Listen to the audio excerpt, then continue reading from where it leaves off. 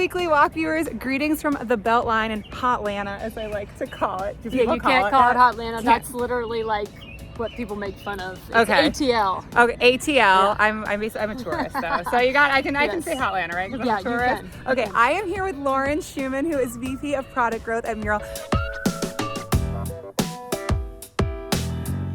Our first time meeting in person. Yay! This is like years in the making. So this is so exciting to not only be meeting her, but most importantly, be weekly walking with you. Yes. So thank you for doing that. So we are gonna walk the Beltline, which I'm told eventually will connect the whole city of Atlanta. Yeah. We're gonna see how many steps in we can get on this walk, how much of Atlanta we can cover. So first question for you, building a growth team. I'm sure you get asked how to do that successfully. You've done it at MailChimp, you're doing it at Mural. What is the key to a successful growth team? Yeah.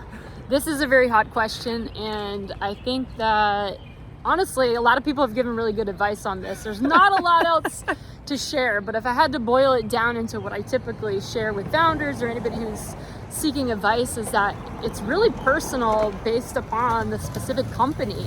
Yes. So it's, where are the executive sponsors in the organization? Where's the opportunity in the business? Is it more marketing oriented, top of funnel, or is it more in the product? Okay. And those are really important things to consider in how you're building the organization, because if you don't have executive sponsorship and you don't have the right alignment, it's going to be very hard to be successful in the organization. Yeah. So those are things I definitely think about. And then of course there's the hiring piece, like hiring smart and curious people and really over-indexing on that. But I'd say the where does it live question, if someone gives you a firm answer, they're done. Be wary, because it really should depend. It's not a one size fits all. Yes, it's not a one size fits all. Hey, that could be something new. I don't know if I've read anyone saying that before. Okay. So there we go. We're taking a non-original question and making it an original answer. All right, next question, kind of building on that, but as it relates to metrics, as you've been building your growth team, that's obviously key. We love metrics at OpenView. Shout out to our growth team there. What metrics are most important to you, and do you think others should really be thinking about as they're building these teams? Yeah, so shout out to OpenView, because the benchmark report is amazing and covers a lot of those metrics. So one of the first things I do at just about every company I join is start to really build out the qualitative and quantitative growth model. Okay. That sounds kind of scary, but essentially it's just a way of identifying how your company or your product grows. Okay. And in that, there's usually some key metrics that come out as really important. And a lot of that is working backwards from retention. Okay. So you think about a healthy business, you need to retain customers. Yes, most important. So I actually really like the Reforge framework with that, where it kind of works backwards from retention and looks at habit moment, aha moment, and setup moment. Okay. And that's a way to really break down your business and say, where are we losing people? Where's the opportunity? Okay. And actually at both Mural and MailChimp, activation and onboarding became a really huge area of opportunity to focus on.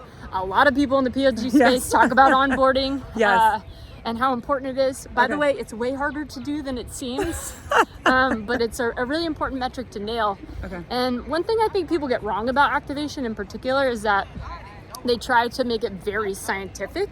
And there's definitely a mathematical sort of quantitative point of view, but also has to make sense qualitatively. Yeah. Right? So I've seen definitions that are very precise from a data perspective, but then people don't understand them and they can't apply them. So you have to be able to understand and apply to the general population, but also it has to make sense from some kind of mathematical precision. Okay. Gotcha. And check out the benchmarks report. Yes, the benchmarks report is amazing. Product benchmarks coming out soon. And last question for you. I was recently at a boat show. Got me thinking, if I had a boat, what I would name it, which I'm still not 100% sure on, but if you had a boat, what would you name it? Yes, so boats are sexy money pits is what I call them. But we did have a boat, and our friends helped us name it Ermagerd. Ermagerd, which was essentially, oh my God, I bought a boat, which is going to be amazing, but also cost me a lot of money. Okay. And it was amazing, and I miss it. We sold it. Okay. So you should buy it, be prepared to spend a lot of money. Okay, I think they say the quote is, have friends with boats. Yes. Don't own a boat yourself. So that's my non-SaaS PLG takeaway from this weekly walk. But no, Lauren, thank you for those insights. It was great weekly walking with you, Weekly Walk Gurus. We'll see y'all soon. Bye, guys. Bye.